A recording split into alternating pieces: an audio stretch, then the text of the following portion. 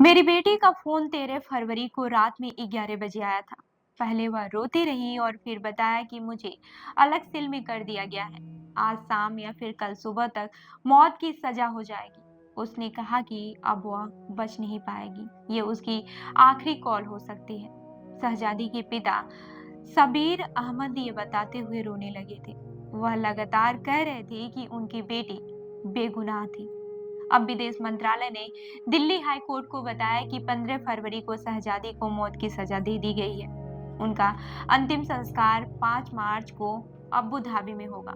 वहीं additional solicitor general Chetan Sharma ने भी दिल्ली हाई कोर्ट को यह बताया कि शहजादी को मौत की सजा दी गई है। शहजादी की तरफ से कोर्ट में पैरवी कर रहे एडवोकेट माज मलिक ने भी बताया कि विदेश मंत्रालय ने उन्हें मृत्युदंड दिए जाने की कोर्ट में पुष्टि की है। 33 साल की शहजादी को 10 फरवरी 2023 को अबू धाबी पुलिस को सौंपा गया था।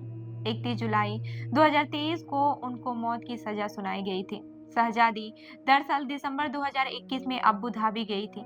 वह अगस्त 2022 से वहां घरेलू सहायक के तौर पर काम कर रही थी। उन पर उस 4 महीने के बच्चे की हत्या का आरोप था, जिसकी देखभाल का जिम्मा उन पर था।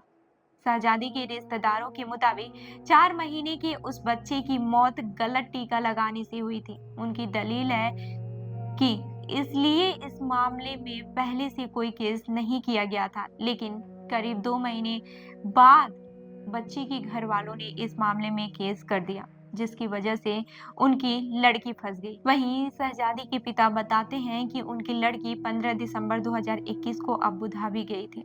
7 दिसंबर 2022 को जिस बच्चे की वह देखभाल कर रही थी, उसकी मौत हो गई। फिर 10 फरवरी 2023 को केस कर दिया गया था। वहीं जब शहजादी जेल में बंद थी तो बीबीसी ने मृतक बच्चे के पिता फैज अहमद से इस बारे में संपर्क किया था।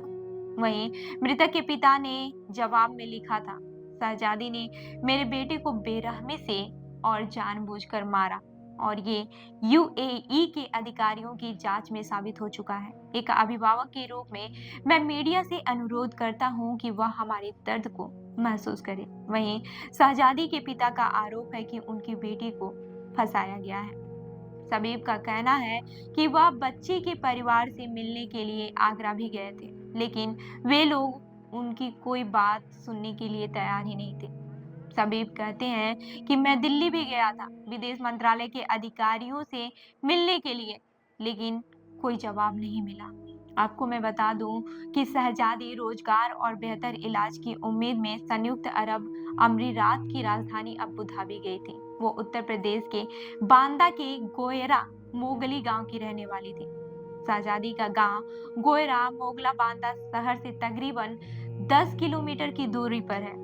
वहीं घर पर उनके पिता सबीब और मां नाजरा रहती हैं। शहजादी के अबू धाबी जाने की कहानी सोशल मीडिया पर इत्तेफाक से एक दोस्ती से होती है। उनके घर वाले बताते हैं कि वह एक मिलनसार लड़की थी। उन्हें लोगों से मिलना जुलना काफी पसंद था। शहजादी की मां ने बताया कि उनका चेहरा बचपन में ही जल गया था। शहजादी चेहरे के निशान को हमेशा के लिए मिटाना चाहती थी। इलाज खोजने की जद्दोजहद में एक दिन वह फेसबुक के जरिए आगरा के उज्जैन के संपर्क में आई। इलाज खोजने की जद्दोजहद में एक दिन वह फेसबुक के जरिए आगरा के उज्जैन के संपर्क में आई।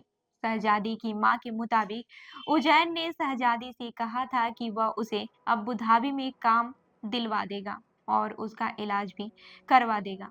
शहजादी के पिता सबीन ने बताया कि शहजादी सोशल मीडिया के जरिए आगरा के जिस व्यक्ति के संपर्क में आई थी, उस व्यक्ति ने उसे अपने रिश्तेदार के यहाँ काम करने के लिए अबू धाबी भेज दिया था।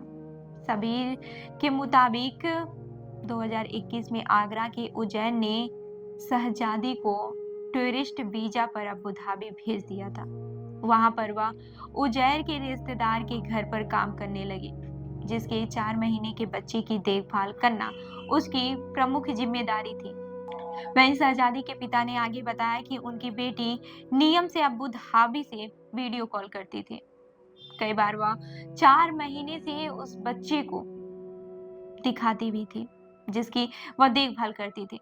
फिर एक दिन अचानक उसका फोन आना बंद हो गया। बाद में उन्हें अपने रिश्तेदारों से पता चला कि शहजादी अबू धाबी की जेल में बंद है। बांदा के गोयरा मोगली गांव के लोग शहजादी को सामाजिक तौर पर सक्रिय इंसान के तौर पर याद करते हैं। गांव के मोहम्मद नईम ने बताया कि वह किसी भी काम के लिए मना नहीं करते थे। लोगों के लिए राशन से लेकर उनके छोटे मोटे सरकारी काम भी वह करा दिया करती थी। अब यह कहानी केवल शहजादी की नहीं है, बल्कि उन तमाम भारतीयों की है जो विदेश में काम करने जाते हैं। क्या उन्हें ऐसे खतरों से बचने के लिए कुछ नहीं किया जा सकता है?